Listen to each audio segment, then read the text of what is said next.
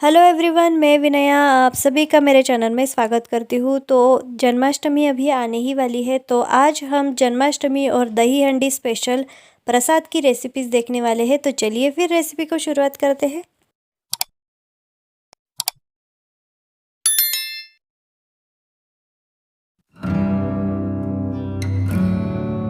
तो सबसे पहले हम जन्माष्टमी के लिए ट्रेडिशनल सुटोड़ा यानी कि सुंठोड़ा की रेसिपी बना लेते हैं। तो उसके लिए सबसे पहले हमने यहाँ पे 1/4 कटोरी तिल लिए है, आधा टीस्पून सौंफ ली है, 2 टेबलस्पून हमने सूखा नारियल कद्दूकस करके लिया है, 1/4 टीस्पून हमने यहाँ पे इलायची पाउडर ली है और 2 हमने यहाँ पे असमंतारा के टुकड़े लिए हैं, आप देख सकते हैं। और अब हम यहाँ पे जायफल लेंगे, बिल्कुल थोड़ा सा, 5 से 6 हमने यहाँ पे काली मिर्च ली है, 2 लौंग ली है, 1/4 टीस्पून हमने यहाँ पे धनिया के दाने लिए हैं और उससे आधा यानी कि 1/8 टीस्पून अजवाइन लिया है, 1 सूखा खजूर लिया है और 4 चम्मच हमने पीसी हुई शक्कर यानी कि पाउडर शुगर ली है।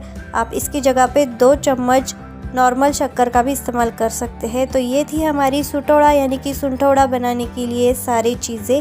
तो चलिए अब रेसिपी को शुरुआत करते हैं। तो उसके लिए हमने यहाँ पे गैस पे एक पैन को रखा है और इसमें हम सारे हमारे तिल डाल देंगे और तिल डालने के बाद इन्हें हमने लो फ्लेम पे 4 से 5 मिनट तक अच्छी तरह से भून लेना है।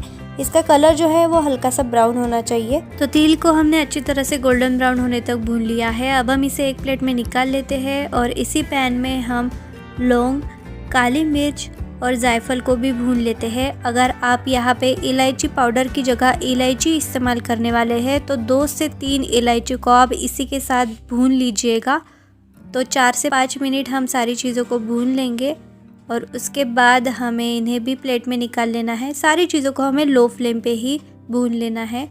तो अब हम सारी सीड्स को यहाँ पे भून लेते हैं। तो हमने यहाँ पे धनिया के दाने, अजवाइन और सौंफ डाल दिया है और इन्हें हम 2 से 3 मिनट तक अच्छे से क्रिस्पी होने तक भून लेंगे। इसका गीलापन पूरी तरह से निकलना चाहिए ताकि हम इसे बहुत दिनों तक स्टोर करके भी रख सके। तो अब हमने सारी चीज़ों को भून लिया है। अब इन्हें भी हम प्लेट में निकाल लेते हैं और इसी पैन में हम कद्दूकस किया हुआ नारियल डाल देंगे और गैस को बंद कर देंगे क्योंकि पैन हमारा पहले से ही गर्म है। तो इसे हमें और ज़्यादा भूनने की ज़रूरत नहीं है, इसी में ही हमारे नारियल जो है वो अच्छी तरह से भून जाएगा। तो आप देख सकते हैं सारी चीज़ों को हमने अच्छी तरह से ठंडा कर लिया है। अब ये जो असमंतारा और सूखा खजूर है इसे भी हमने मिक्सर में पीस लेना है। तो इलायची पाउडर को हम शक्कर में डाल देते हैं। तो यहाँ पे हमने पीसी हुई शक्कर ली है इसलिए इसमें इलायची पाउडर अलग से मिक्स करके रख दी है। अगर आप नॉर्मल शक्कर लेते हैं तो शक्कर को भी आपको मिक्सर के बर्तन में ही सारी चीज़ों के साथ पीस लेना है। तो अब इन सारी चीज़ों को हम मिक्सर के बर्तन में डालेंगे और ढक्कन लगा के इसको हमें बिल्कुल बारीक सा पीस लेना है और इसकी पाउडर बना लेनी है। तो अब हमने यहाँ पे पाउडर बना ली है, आप देख सकते हैं बिल्कुल बारीक सी फाइन पाउडर हमारी रेडी हो चुकी है, ये देखिए। तो अब इस पाउडर को हम प्लेट में निकाल लेते हैं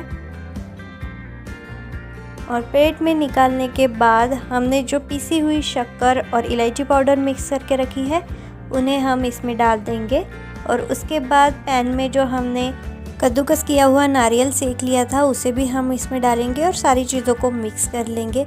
तो यहाँ पे हमने पहले से ही पीसा हुआ नारियल इस्तेमाल किया था इसलिए हमें इसे मिक्सर में फिर से पीसने की ज़रूरत नहीं पड़ी। अगर आप कद्दूकस किया हुआ नारियल का इस्तेमाल करते हैं तो जैसे हमने सारी चीज़ों को पीस लिया था वैसे ही हमने सूखा नारियल कद्दूकस करके और भून के सारी चीज़ों के साथ उसे भी पीस लेना है। तो ये थी हमारी आज की जन्माष्टमी स्पेशल सुटोड़ा यानी कि सुंठोड़ा की रेसिपी। वैसे आजकल इस रेसिपी में ड्राई फ्रूट्स का भी इस्तेमाल होने लगा है, लेकिन मैंने आपको ये रेसिपी बहुत ही ट्रेडिशनल वे में बताई है। लेकिन अगर आप चाहे तो ड्राई फ्रूट्स इसमें इस्तेमाल कर सकते हैं और उस हिसाब से शक्कर की क्वांटिटी बढ़ा सकते हैं। तो आज की ये रेसिपी आप ज़रूर ट्राई करके देखिएगा। अब हम चलते हैं हमारी दही हांडी स्पेशल प्रसाद रेसिपी की तरफ। तो दही हांडी स्पेशल गोपाल काला का प्रसाद बनाने के लिए हमने यहाँ पे 1 कटोरी पोहा लिया है, 1 कटोरी मुरमुरा यानी कि पफ राइस लिया है जिसे मराठी में लाह्या भी बोलते हैं और इसकी जगह पे आप ज्वार की लाह्या भी इस्तेमाल कर सकते हैं, जिसे आप ज्वार के पॉपकॉर्न भी बोल सकते हैं। आधा कटोरी हमने यहाँ पे दही लिया है। 1/4 कटोरी हमने यहाँ पे बिल्कुल बारीक छोटे छोटे टुकड़ों में कटा हुआ अमरूद लिया है। 1/4 कटोरी अनार के दाने लिए हैं। 1/4 कटोरी बिल्कुल बारीक कटी हुई ककड़ी ली है।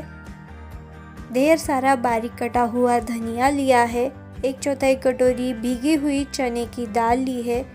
4 चम्मच भीगी हुई मूंगफली ली है। 4 बारीक कटी हुई हरी मिर्च ली है और अंजीर के टुकड़े लिए हैं हमने 1/4 कटोरी। और इसके साथ हमने यहाँ पे 2 चम्मच अचार लिया है। हमने यहाँ पे आम का अचार लिया है और इसे अच्छी तरह से मैश कर लिया है। आधा चम्मच काला नमक लिया है और इसके साथ ही हमने 2 चम्मच यहाँ पे पीसी हुई शक्कर ली है। तो सारी चीज़ें हमने देख ली है। तो चलिए फिर गोपाल काला बनाना शुरू करते हैं। तो उसके लिए सबसे पहले हमने यहाँ पे पोहा लिया है और पोहा जो है हमने यहाँ पे तगड़ी पोहा लिया है, बहुत ही पतला पोहा नहीं लिया है। तो इन्हें हम एक बार अच्छे से धो लेंगे और इसका सारा पानी जो है वो निकाल लेते हैं।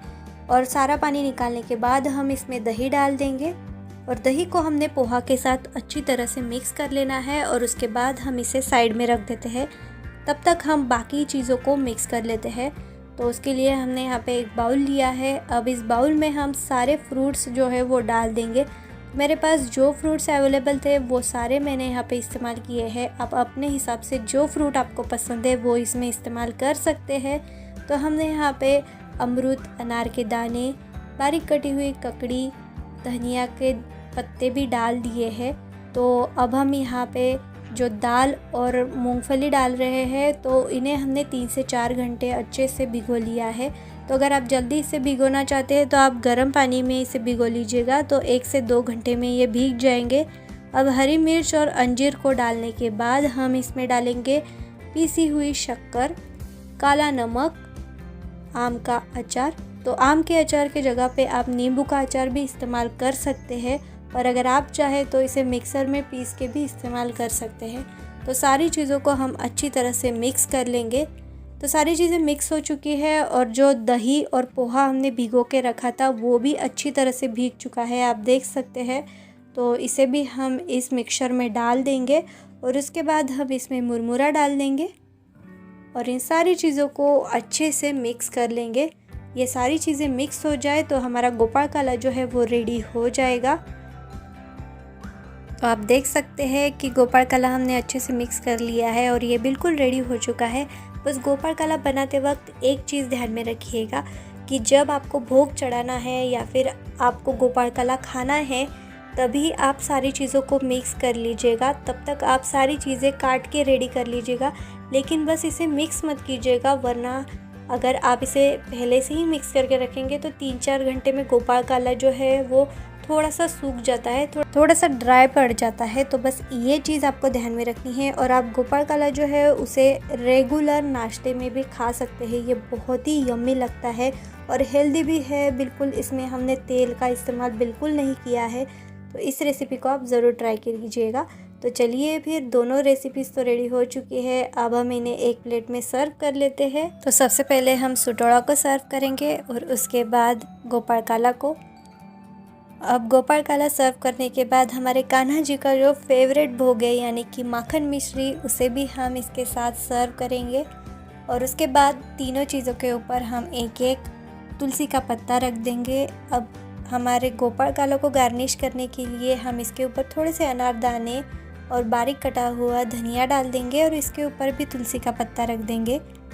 तो हमारी ये भोग की थाली तो रेडी हो चुकी है। तो चलिए फिर अब हम इसे कान्हा जी को भोग चढ़ाते हैं और बोलेंगे हाथी घोड़ा पाल की जय कन्हैया लाल की। आप सभी को मेरी तरफ से जन्माष्टमी की ढेर सारी शुभकामनाएं।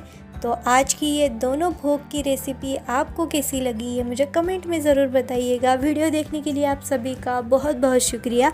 और अगर आपको आज की ये रेसिपीज़ पसंद आई तो वीडियो को लाइक, शेयर, सब्सक्राइब ज़रूर कीजिएगा और साथ ही में घंटे को भी दबाइएगा ताकि मेरी सारी अपडेट्स आप तक पहुँचे। तो मिलते हैं हमारी अगली वीडियो में। तब तक के लिए खाते रहिए, खिलाते रहिए और देखते रहिए विनया काकड़ेज़ कुकिंग।